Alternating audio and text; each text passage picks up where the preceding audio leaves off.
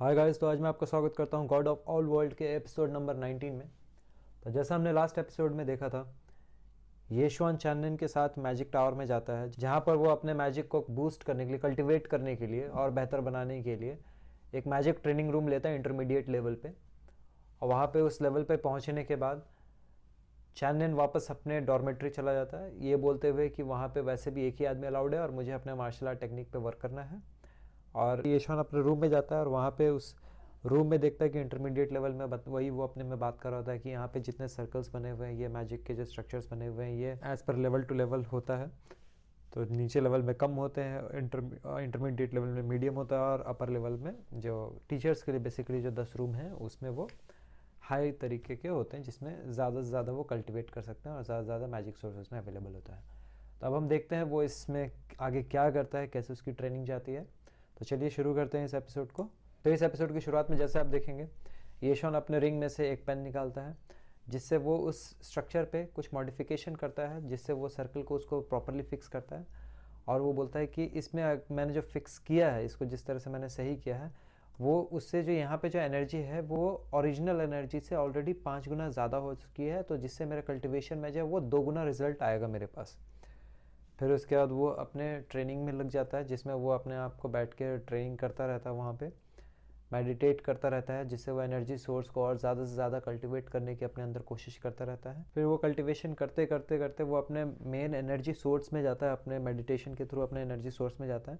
अब वो अपने एनर्जी सोर्स को शेयर करने की कोशिश करता है, तो उसे सोर्स शेयरिंग टेक्निक कहते हैं, जिससे वो अपने उस सोर्स को बांटना चाहता है, अपने एनर्जी सोर्स को। तो काफ़ी मेहनत करने के बाद वो उसे 2 हिस्सों में बांट लेता है और उसके बाद वो और आगे कोशिश करता है, लेकिन फिलहाल उससे वो हो नहीं पाता है। फिर वो अपने आप में सोचता है कि इस एरा के जो मैजिशियन है, उनके पास जो नॉर्मली जो होता है वो सिर्फ एक सोर्स ऑफ मैजिक होता है, बट जब एज ऑफ डिस्ट्रक्शन आता है, उसमें मैजिशियंस जो खालीपन होता है उसको एब्जॉर्ब करने की कोशिश करते रहते हैं, जिसकी वजह से उनका जो मैजिक एलिमेंट है वो कमज़ोर हो जाता है। तो उसकी वजह से उन्होंने उस टाइम पे एक सोर्स शेयरिंग टेक्निक डेवलप की होती है, जिससे कि सोर्स डिवाइड हो जाता है। इससे मैजिक सोर्स छोटा तो लगता है, बट उससे जो मैजिक एलिमेंट जो अर्थ के जो पल्स से जो उनको मिलता है, उसकी एब्जॉर्प्शन की जो स्पीड होती है वो बढ़ जाती है। तो इससे उन्हें बहुत फ़ायदा होता है। तो फिर इसका वो बोलता है अब इसे और शेयर करना है, 2 सोर्स से अब मुझे इसे और 4 सोर्स बनाने। उसने तो फिर 2 से 4 सोर्स बना लिया होता है। 4 सोर्स बनाने के बाद उसकी लिमिट जो होती है वहीं पे वो थक जाता है। वो बोलता है 4 सोर्स जो है वो मेरी लिमिट है फ़िलहाल के लिए, अब मुझे और फर्दर ट्रेनिंग करनी होगी।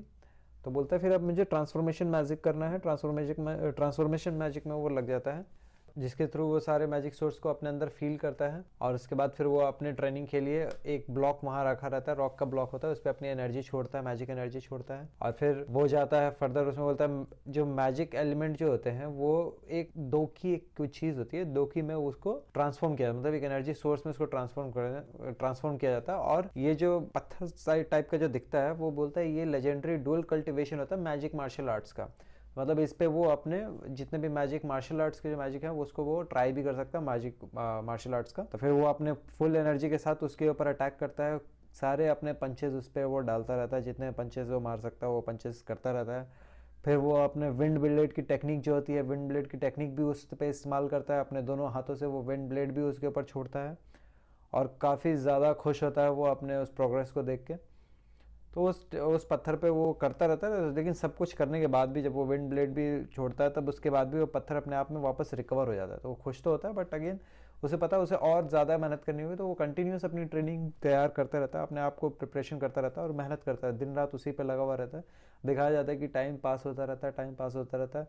वहाँ पे गेट पे बार बार वो लेडी भी आती है, रिसेप्शनिस्ट, उसको बताने के लिए उसका टाइम ओवर हो गया, तो उस पर बार बार वो गेट से वो सिक्के निकाल के छोड़ता रहता है, ताकि वो उसके टाइम को बढ़ाता रहे। वो अपने ट्रेनिंग को छोड़ता नहीं है। तो वो कंटिन्यूस अपने जितने भी पंचेज होते हैं वो उस ब्लॉक्स पे मारता रहता है, बाहर गोल्ड के सिक्के निकालता रहता है, एंड वो अपनी ट्रेनिंग कंटिन्यूस काफ़ी दिनों तक कंटिन्यू करता रहता है। फिर देखते हैं उसके डायरी में वो 10 दिन का उसका कल्टिवेशन का काम हो जाता है। 10 दिन तक वो लगातार उसमें लगा रहता है।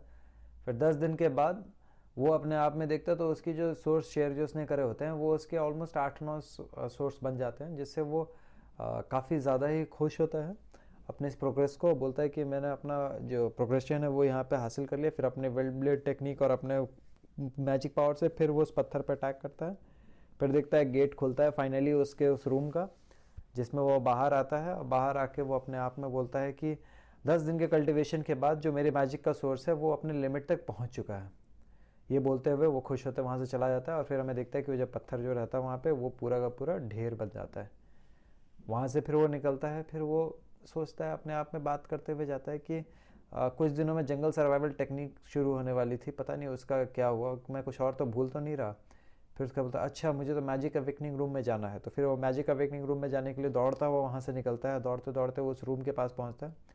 जैसे वो गेट खोलता है उसकी तरफ एक आइस ब्लॉक आती है जिसको वो अपने विंड ब्लेड से काउंटर अटैक करके उसको हटा देता है। फिर दिखता है कि यहाँ पे वापस वो आइस टेक्निक वाली लड़की, जो आइस बॉडी वाली लड़की रहती है, वो वापस वहाँ से दिखती है, जिसपे बोलते हैं कि तुमने पॉइंटेड आइस टेक्निक बहुत अच्छे से परफॉर्म किया और ये आइस बॉडी का सबसे हिडन डेंजर होता है, तो इसका मतलब तुम ऑलमोस्ट क्लियर हो चुके हो। लेकिन फिर भी तुम अपने आप में ज़्यादा हार्ड तो नहीं हो रही, अपने ऊपर बहुत ज़्यादा तो तुम प्रॉब्लम नहीं क्रिएट कर रही है। तो बोल रहा था तुमने मुझे बोला था 3 दिन के बाद तुम मुझसे मिलोगे, अब ये कितने दिन हो गए, वो लड़की उससे बोलती है। तो यशवंत बोलता है कि मुझे कुछ काम की वजह से मैं डिले कर गया था, बट जैसे मेरा काम ख़त्म हुआ मैं सबसे पहले यहीं पे आया, तो तुम मेरा वेट तो नहीं करती यहाँ पे खड़े होके। तो वो लड़की फिर घबराते हुए बोलती नहीं बिल्कुल नहीं। तो फिर उसके बाद यशवंत बोलता है कि तुम्हारे यहाँ पे खड़े होने की वजह से यहाँ पे बहुत ज़्यादा ठंड हो रखी है, फिर भी तुम ना बोल रही हो। तो फिर उसका यशवंत उसकी तरफ बढ़ता है, वो हाथ उसका पकड़ता है, तब उस पर बोलती है तुम क्या कर रहे हो, और उसके बाद पीछे हटती है। और इसी के साथ ये एपिसोड यहीं पे ख़त्म होता है। तो गाइज़ एंड आई होप आपको ये वीडियो पसंद आ रहे हो। आपसे रिक्वेस्ट करूँगा कि प्लीज़ हमें सपोर्ट कीजिए, हमारे चैनल को please like share and subscribe कीजिए, ताकि हमें भी और ज़्यादा मोटिवेशन मिलता रहे आपकी तरफ से, और हम बेहतर से बेहतर वीडियो आपके लिए बना सकें। आपके कोई भी सजेशन हो, कोई भी वीडियोज़, आपको किसी वीडियो की एक्सप्लेनेशन वीडियो बनवानी हो, कोई भी एनिमे सीरीज़ की, तो please do let us know. हम अपनी तरफ से बेस्ट कोशिश करेंगे जल्द से जल्द और ज़्यादा से ज़्यादा बेहतर तरीके से आपको वीडियोज़ प्रोवाइड करा सकें। सो आज के लिए इतना ही करते हैं। Thank you so much guys, bye bye, take care.